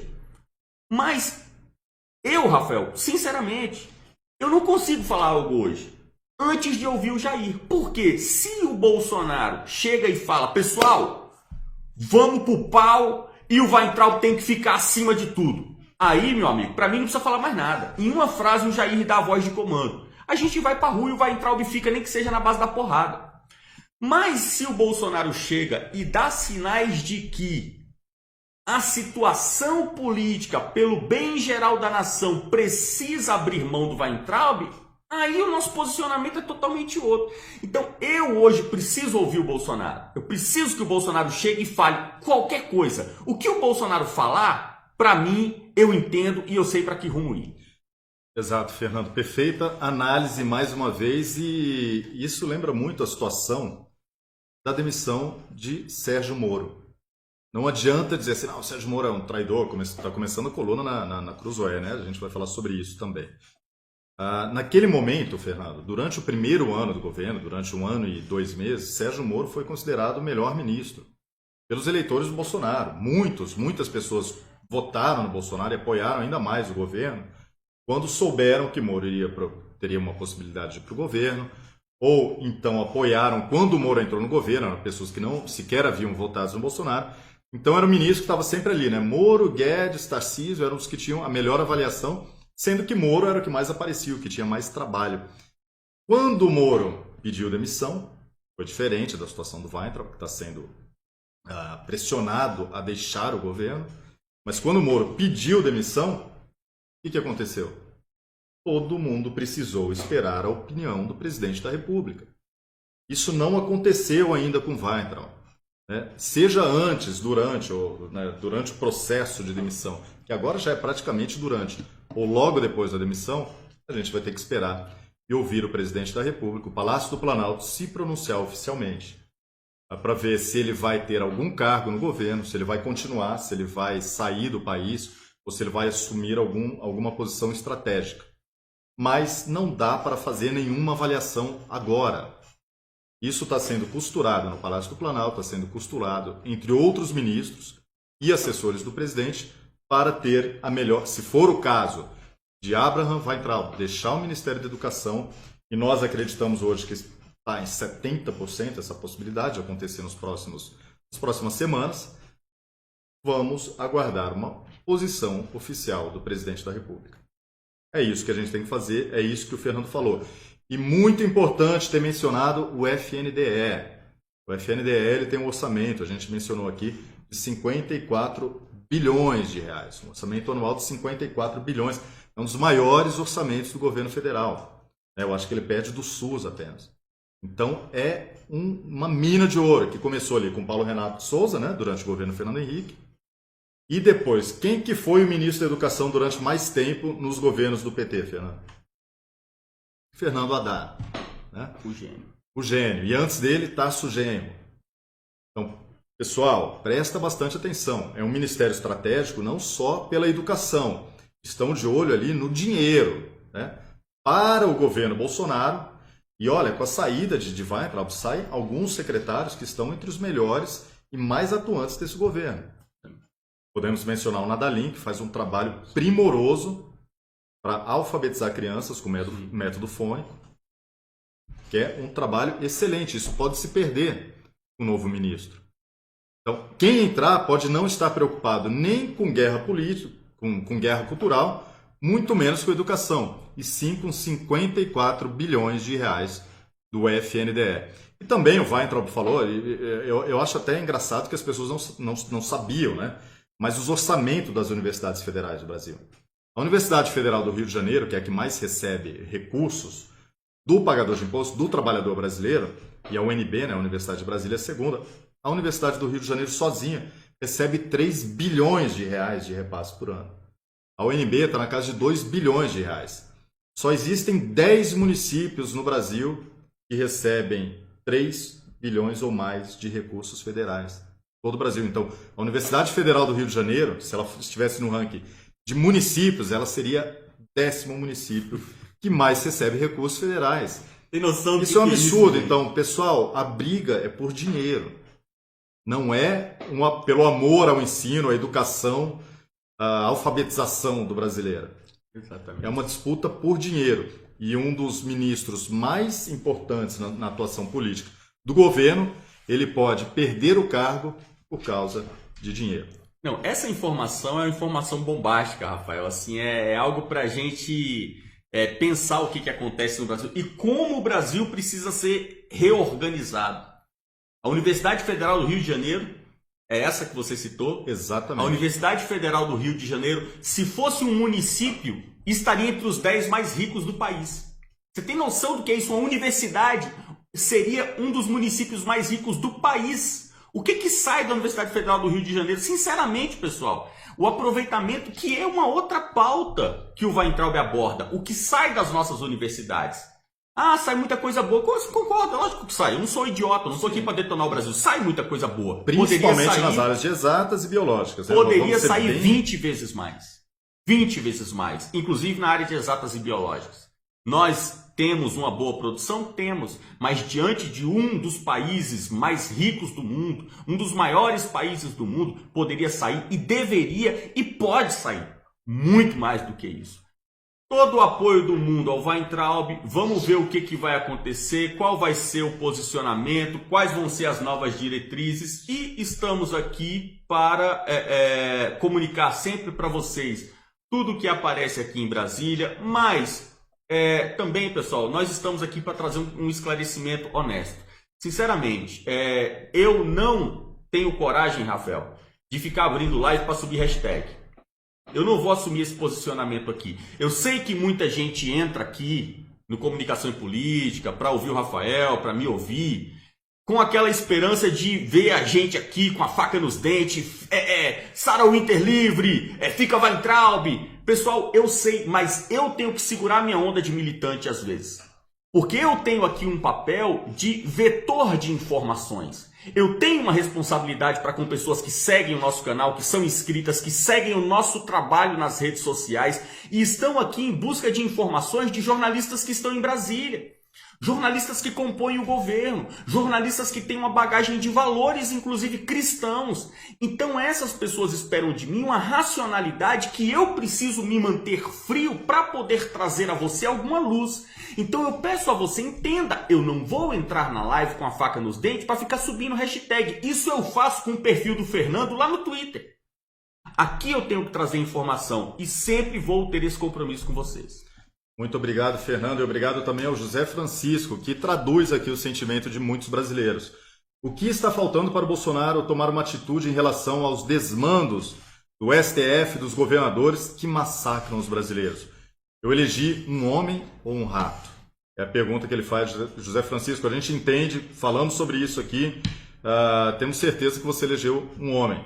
Mauro Vinícius, espera aí, brincadeira de vocês equiparar Weintraub a Moro. Mauro, a comparação foi do momento. Caralho, do momento Mauro. da demissão. Mauro, entenda, se isso não ficou claro, vamos explicar aqui. É o momento da demissão. O Moro era considerado pela maioria dos brasileiros e parte dos eleitores do Bolsonaro como o ministro mais efetivo do governo. A gente não pode negar quantos elogios a gente fez à apreensão de drogas, à transferência de criminosos, o trabalho que ele havia feito na Lava Jato. Isso não tem como negar. Todo mundo falava, não adianta você mentir, deve ter postagem sua a favor do Moro. Aqui no Comunicação e Política ainda não tem curso de interpretação de texto. São momentos da demissão, tá, Mauro? E não comparação entre os ministros. Vamos lá, Lucas Azambuja. Bolsonaro disse agora na Band: eu acho que ele não foi muito prudente em participar da manifestação, apesar de não ter falado nada demais ali. Mas foi um bom recado. Mas não foi um bom recado. Mas não foi um bom recado, é isso aí que ele quis dizer. Obrigado, Lucas Azambuja. Então, Jair Bolsonaro disse ali na frente do Palácio essas palavras sobre o ministro Weintraub. E Lígia Moraes nos escreve: que papel está fazendo o André Mendonça no ministério? Jorge, General Ramos. Bolsonaro está mal servido. Isso tudo foi o que o Fernando falou aqui agora há pouco. A gente sabe que não devemos nivelar todos, né, Fernando? Tem uns que fazem um trabalho um pouco melhor que o outro, mas realmente Bolsonaro está mal assessorado. Alda Santiago, meninos, se eles picotaram a Constituição, por que nós temos que respeitar?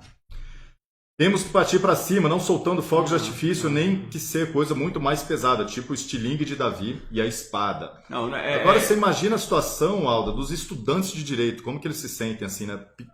Cara de palhaço. Alda, pensa o seguinte, eu sei que é difícil, né?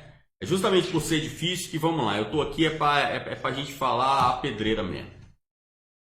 Todo mundo tá esculachando e quebrando as regras, por que não vamos quebrar também? Porque é para isso que a gente foi eleito. A gente chegou aqui para fazer a regra valer. Sabe, a gente chegou aqui para fazer a regra valer. Porque já quebravam antes. Né? Se for para continuar quebrando a regra, então não precisa da direita. Porque se o quebrar de regras é a jurisprudência que vai se transformar na lei brasileira, não precisa da direita. A gente veio aqui para quebrar esse ritmo, essa sequência de corrupção, essa sequência de desrespeito às leis. Sinceramente, aproveitando o que você falou, Alda, para responder logo algo que eu sei que isso muitas pessoas pensam nesse sentido. O que a maioria, AGU, PGR, Ministro da Justiça, o que a maioria desses caras falam, não está errado. O que chateia a gente quando o cara vem assim: precisamos defender a democracia. É lógico que precisamos. Não está errado. Você querer defender a democracia não é errado. O problema é que esses putos só querem defender a democracia quando nós a ferimos. Tenho certeza. Se a Sarah Winter tivesse feito a bagunça que ela fez, mas a camisa dela fosse vermelha, escrito PT, ela não estava presa. Assim como aconteceu quando ela era feminista. Sim, várias manifestações nunca foi presa. Andava com as tetas de fora, nunca foi presa. Saiu com a camisa do Brasil e fez um ato violento. Foi presa. Agora, nós temos que entender o seguinte: quebrando as regras, reestabeleceremos as regras? Sequer filosoficamente tem sentido isso. Então nós temos que entender o que? Como estrategicamente faremos com que as regras, eu nem digo voltem a ser respeitadas porque nunca foram, passem a ser respeitadas. Nós temos que ser estratégicos. Eu tenho falado aqui no canal, eu tenho curso de militância política, eu estou com o curso Eleições 2020, nós temos o método eleitoral, que é um trabalho, eu nunca vi um trabalho sério como é o trabalho método eleitoral relacionado à candidatura política. Nós temos esse trabalho aqui, estamos oferecendo. Por quê? Porque além de lutar, nós queremos vencer. Pessoal, eu falo com vocês honestamente, eu cansei de levar porrada. Eu cansei de perder, porra. Sabe, eu cansei de ver o Tiririca ser eleito, de ver o Frota ser eleito, ver a Joyce ser eleita. Eu quero ver eleitores formados. Eu quero ver gente com o mínimo de intelecto para poder falar: vou tomar a decisão correta nas urnas. Porque do jeito que nós estamos indo até agora no governo Bolsonaro, em 2022 nós vamos eleger uma cacetada de militantes que não tem bagagem intelectual também e vão fazer um monte de cagada. Cagadas para o bem, cagadas para o mal. Hoje nós temos vários deputados da nossa base fazendo cagadas brancas, digamos assim. É o cara que passa o dia tweetando, o cara que passa o dia colocando marca d'água, como diz a Ju, lá da Shockwave, colocando marca d'água nas frases dos outros. São cagadinhas brancas. E nós temos a galera fazendo as cagadas do mal, que é a Peppa, o Frota, que são nossos eleitos por nós. Nós temos que mudar esse jogo. E nós só vamos mudar esse jogo sentando o bumbum e aprendendo. Sentando o bumbum na cadeira e lendo. Ouvindo uma live, participando de um debate, indo num congresso, roda de conversa, grupo de estudos, indo à missa, lendo a Bíblia. Então nós precisamos desse desenvolvimento para que a gente consiga mudar os rumos. Não pense, e aí eu finalizo, não pensem, poxa, tá todo mundo quebrando as regras, por que não eu? Não pensa assim, pessoal, porque senão você vai passar a ser mais um desse grupo aí. Tem o grupo que quebra as regras da esquerda e o grupo que quebra as regras da direita. Quem está fazendo a coisa certa? Ninguém. Mário Maciel, seja bem-vindo como novo membro, e também Rosimar Couto. Eu pedi a mensagem da ZFL que está ali, se você conseguir recuperar. Renato Moacir, diante desse estado de coisas, não podemos nos desunir nem perder o foco. Esse é o objetivo desses caras. Sempre com Jair. Legal, muito obrigado pela mensagem também, Alda Santiago. Mas, desculpa, a Alda já foi lida aqui. Temos Wellington Nunes, Jair abandonando Weintraub.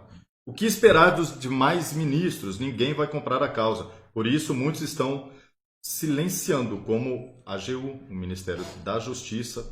Não é bem assim, Fernando. Eu peço de coração, todo mundo que está aflito com a questão do Weintraub, se inscreve no Comunicação e Política, ativa o tal do sininho e acompanha. Me acompanhe. Eu te peço 5 dias de sangue frio. 5 dias de sangue frio. É sexta-feira, espera aí, pessoal. Medita aí, faz ali, né, aquela meditação, igual o Chapolin. Faz uma meditação, espera, me dá até sexta-feira. Me acompanha até sexta-feira que você vai entender esse trem. Eliel Souza, últimas notícias. Weintraub fica. Chegamos ao ponto de, se não roubar, não serve. É mais ou menos isso. Freitas, está lá da Europa, mandando para a gente desde Dublin, na Irlanda. Fernando e Rafael, parabéns pelo belo trabalho. Sempre acompanho vocês.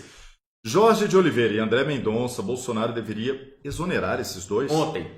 Abraços diretos de Dublin. Venham tomar uma pint. Vamos tomar uma cerveja irlandesa, né, Fernando? Que a gente gosta. José Augusto Dias. Estão jogando conservadorismo na clandestinidade, quando existem partidos que defendem ditadura do proletariado. Vamos defender a democracia também.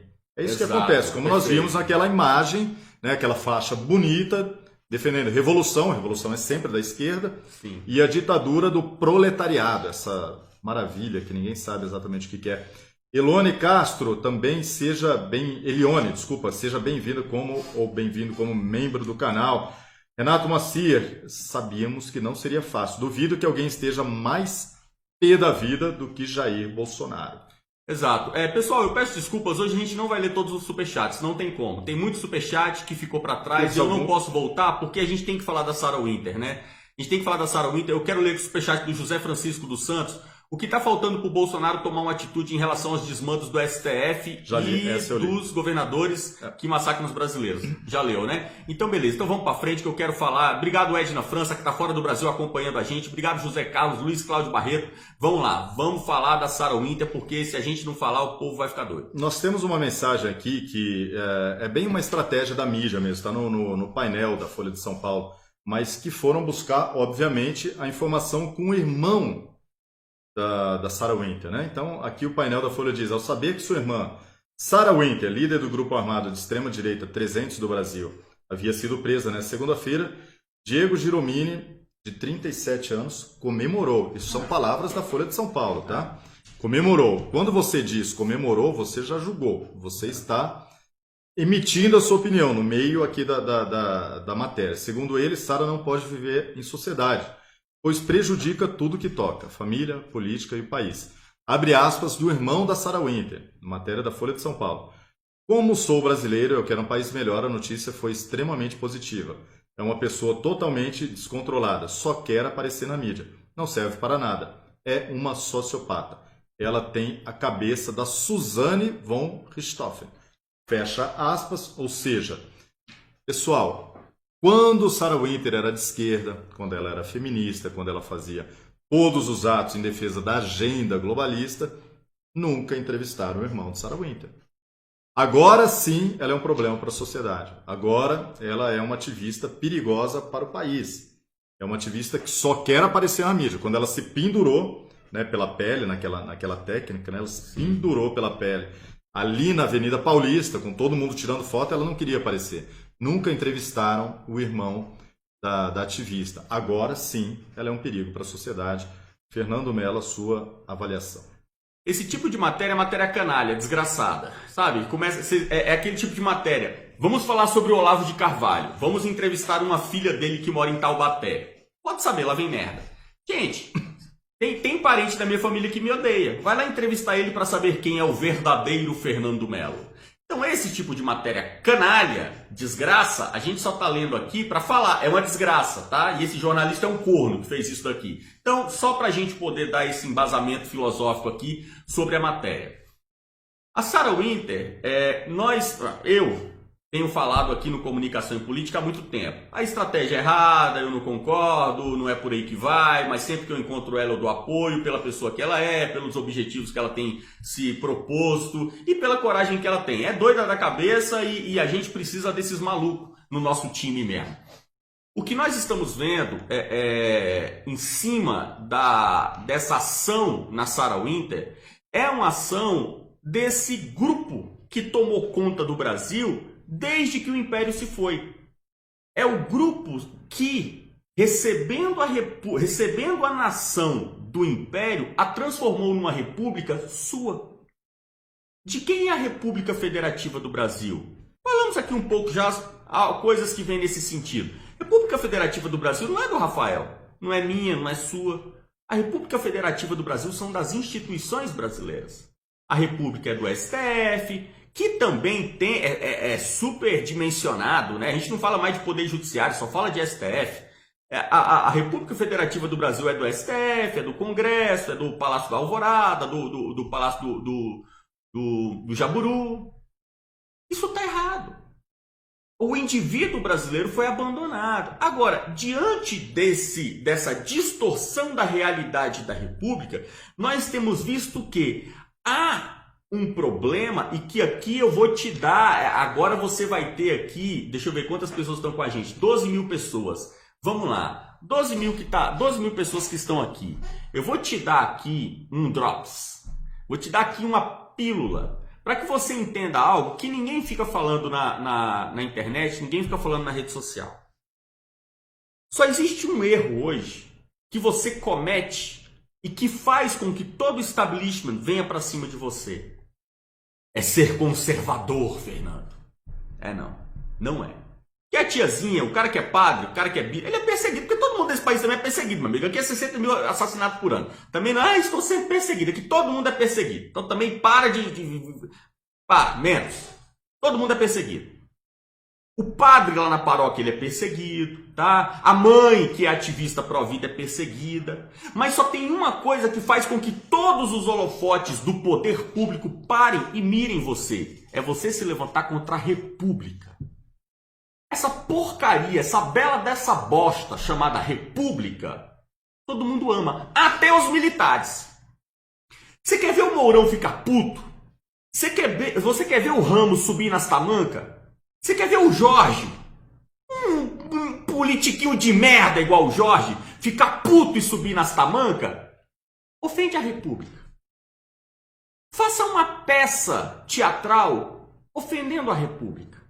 Você pode falar de Jesus, você pode ofender as mamãezinhas, você pode ofender as menininhas virgens do Brasil, você ofende quem você quiser, mas ofenda a República para você ver o que acontece. É isso que algumas pessoas não estão entendendo no Brasil. E algumas pessoas estão falando apenas sobre teorias conspiratórias. Tudo é a nova ordem mundial, é o globalismo, Fernando. Você não entendeu? Tem dedo do Soros por trás dessa história. Pessoal, menos. Baixa um pouquinho. Menos. Baixa a bola.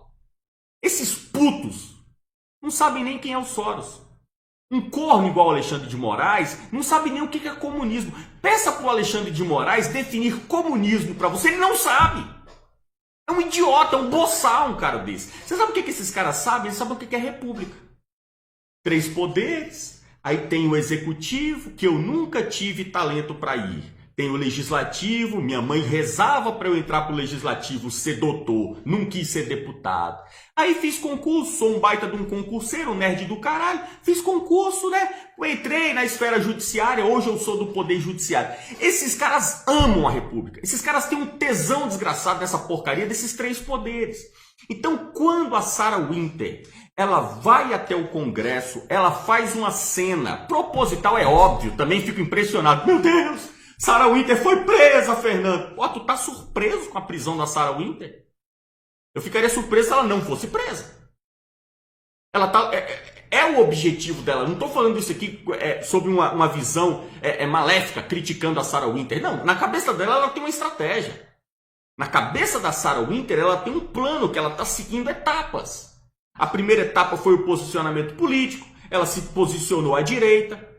Trabalhou por um ano ali com a Damares, no Ministério dos Direitos Humanos. O segundo passo dela foi passar para a militância ao estilo dela, que é essa militância agressiva, estilo fêmea, faz ali as suas encenações, representação, né? Ela se amarra, coloca uma mordaça na boca. Ela tem um estilo de militância. Repito, porque sempre tem gente que quer botar fogo. Não estou falando isso como crítica, estou falando isso como análise. Esse é o estilo dela. E o terceiro passo da estratégia dela, que é ser presa. Ela quer ser presa. Ela chama o ministro Alexandre de Moraes para sair no soco com ela. Depois ela vai lá no Congresso. Invadimos o Congresso. Ela não invadiu o Congresso. A Sarah Winter não invadiu o Congresso, desculpa. Eu moro em Brasília há 20 anos. Ali onde ela pisou, naquelas bacias do Senado e da Câmara dos Deputados, quando eu era criança, a gente subia ali e descia de papelão. Exato. A gente subia na bacia do Congresso e fazia ali esquibunda ali de papelão. A Sarah Winter não invadiu o Congresso. Ela fez uma live, invadimos o Congresso, depois ela foi lá no STF, jogou fogos no prédio do Congresso. Não, repito, terceira vez, para que os motoboy de treta não venham criar confusão. Não estou falando como crítica, estou falando como análise. Ela tem uma estratégia. A prisão da Sarah Winter, ao meu ver, é a terceira etapa dessa estratégia dela. Vamos ver, quem sabe dá certo. Porque uma coisa que ela fez foi maravilhoso, Rafael. Ela deixou claro a parcialidade do STF. Então a prisão da Sarah Winter deixou claro. Quantos manifestantes do MST estão presos hoje? Nenhum. Quantos terroristas ali do MTST estão presos hoje? Nenhum. Zero. Quantos black blocs? Nenhum. E a Sarah Winter tá. Então a gente viu que no fundo não é tacar fogo, não é ofender prédio público. Então uma ação da Sarah Winter foi muito boa e já teve muito sucesso, que foi mostrar a hipocrisia do nosso judiciário. Porque quem prendeu a Sarah Winter não foi a Polícia Federal, foi o STF. Exato. A Polícia Federal só executou, né, Fernando? E quando o Fernando está falando de república, que é a res pública, ele não está falando do país, da nação, da pátria, não. Ele está falando simplesmente dos 3 poderes, que quem entra ali não quer sair de forma nenhuma, porque é muito bom você comer lagosta e tomar vinho praticamente todos os dias. Camila Ferreira, seja muito bem-vinda como membro. Leonardo Rossetti, livro de leitura obrigatório para todo brasileiro. Donos do Poder, Concordo. de Raimundo Faora. É isso, né? Juliano Augusto. No filme dela, ela sai de casa por causa do irmão, que é um bandido, bate nos pais, traficante. Ele é um traficante, né? O irmão. Vejam o filme dela, A Vida de Sarah, na plataforma Lumine, e vão entender, ou Lumine, e vão entender. Obrigado. Belo trabalho de vocês. Muito obrigado também ao Gustavo Menezes. Hoje, a japonesa da Jovem Pan falou que esse incidente do foguetório é típico de quem segue canais como o de vocês. Chegou até citar o Terça Livre. É uma hipócrita. Ela ama o Terça Livre, a Japinha. Ela se amarra. Eu não faço ideia de quem seja, não assisto. Pessoal, a pergunta que eu deixo aqui é que eu ia fazer na sexta-feira que eu tô mudo. Onde está Ítalo Lorenzon? Alguém tem? Essa é a pergunta que não quer calar do dia. Ítalo, você está bem, Ítalo? Fale com a gente, mande notícias. Temos mais uma mensagem aqui da Dalit Bonini. Aqui os ditadores vestem togas pretas e comem lagostas com o nosso dinheiro. E domingo haverá manifestação da direita na Paulista, às 14h. Beijos, Rafa, seu lindinho. Beijos para Dalit. Então, manifestação já em São Paulo. Acho que vai ser grande, Fernando. E aqui em Brasília tende a ser grande pela organização. Repito, essas manifestações ocorrem sempre em ordem, de maneira limpa, tranquila, em paz. Famílias, crianças, pais, idosos, velhinhas, veteranos de guerras, pessoas carregando a bandeira do Brasil, muitas vezes ali a família inteira reunida. É um evento, é uma forma de mostrar, Fernando, o apoio ao país, ao governo, que acham, que acreditam que está fazendo o melhor trabalho dos últimos anos no Brasil. De fato, a gente não viu uma mobilização social duradoura durante tantas semanas ou até meses como nós vemos agora. Exatamente. A gente tem aí a mensagem do José Augusto, né? Estão jogando conservadorismo na clandestinidade. Ele falou isso. E isso é absolutamente o que está acontecendo. A gente tem que ter esse cuidado. Nós, conservadores, temos que estar atentos a isso. Sempre citamos aqui a questão da guerra espiritual também, que é algo que todo cristão sabe como funciona e é algo que não acontece apenas no Brasil. Isso é um movimento humano, né? Em toda a humanidade, em toda a Terra, há essa luta pelo estabelecimento de pautas absolutamente anticristãs, como a pedofilia, como o transexualismo. Nós estamos vendo hoje várias brincadeiras, e sempre surge com espírito de brincadeira, porque o diabo não é burro. Indico aqui todo mundo que leia o livro do C.S. Lewis, Cartas de um Diabo ao Seu Aprendiz.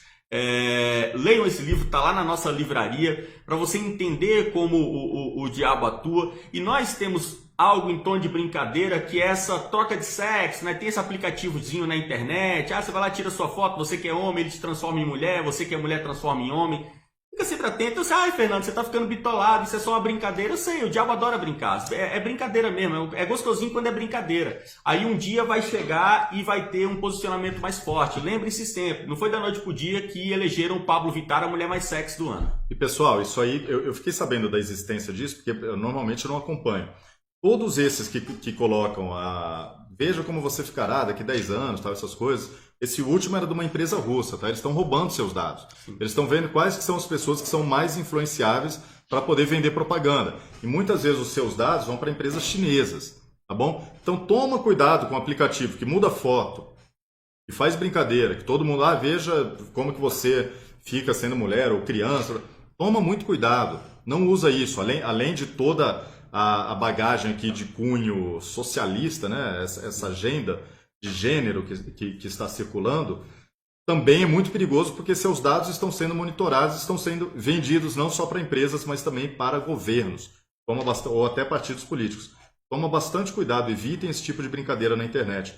E nunca encaminhar, não custa dizer, muita gente que segue a gente, que são conhecidas, super carinhosas, tias do Zap, aquela história, encaminhe para tantas pessoas que você vai receber de volta, que você vai ter isso. Nunca encaminhe essas mensagens. Parece até que é repetição falar isso, mas nunca façam isso. Quando vier mensagem, atenção, né? Encaminhe para o máximo de pessoas que você conhecer. Não encaminhe. Toma cuidado, leia, reflita. Pergunta para outra pessoa da sua confiança, eu recebi isso aqui. O que você acha?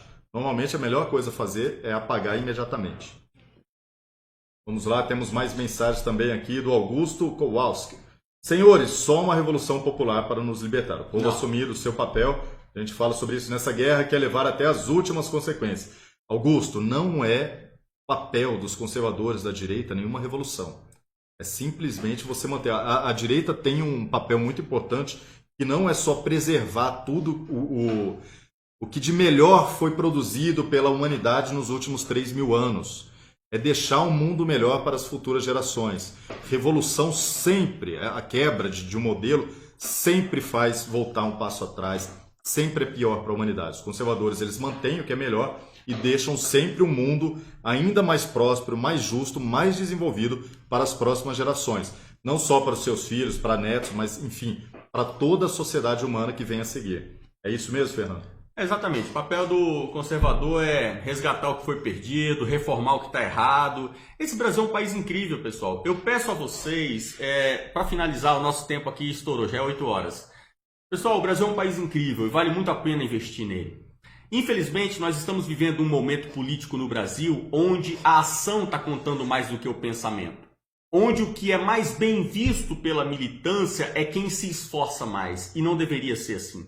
Nós deveríamos estar valorizando a inteligência, deveríamos estar valorizando até mesmo as ações inteligentes. Então, infelizmente, ao que tudo indica, nós estamos caminhando para as eleições de 2020 que vão acontecer, sim.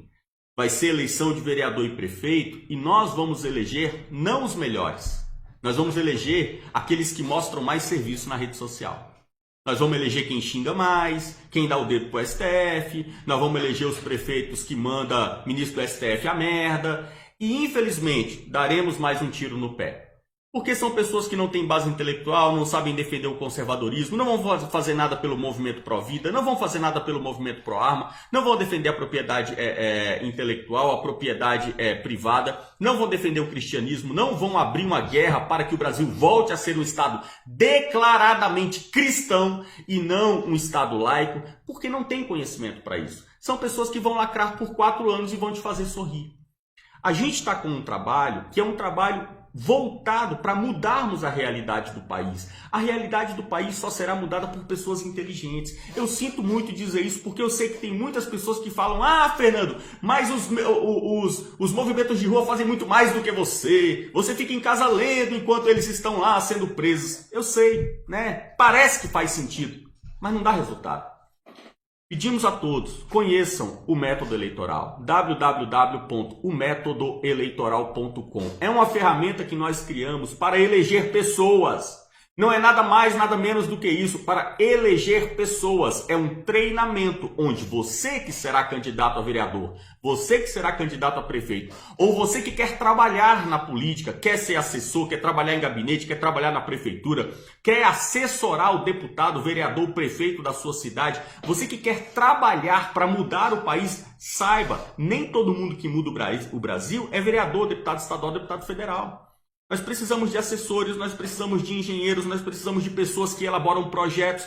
Faltam bons assessores de várias áreas, tá? Então, se você tem interesse em entrar na política, é um método eleitoral que hoje, né, Fernando, termina aqueles valores com desconto. A partir de amanhã é o valor cheio, que também é muito barato para quem deseja entrar na política para mudar a realidade do país. Método eleitoral, o preço dele é ridículo.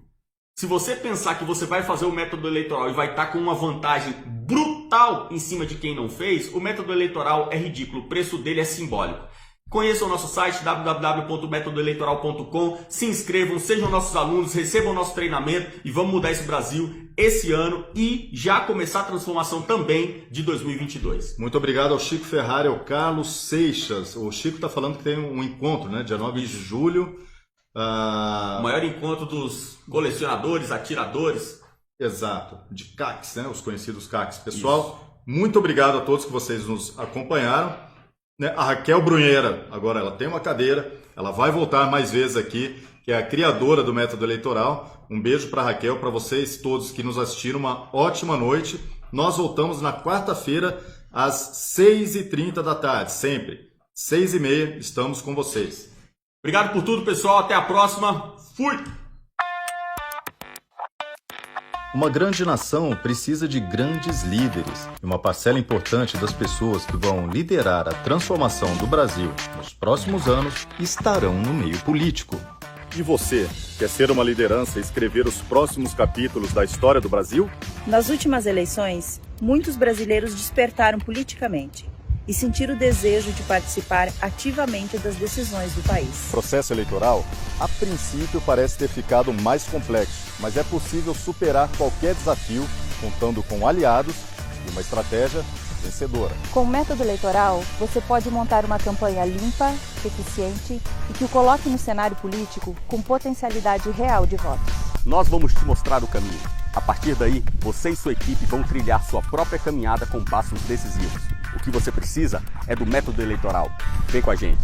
Se você é candidato, estrategista, assessor ou quer trabalhar com política para ajudar o Brasil, inscreva-se no Método Eleitoral, www.ometodoeleitoral.com.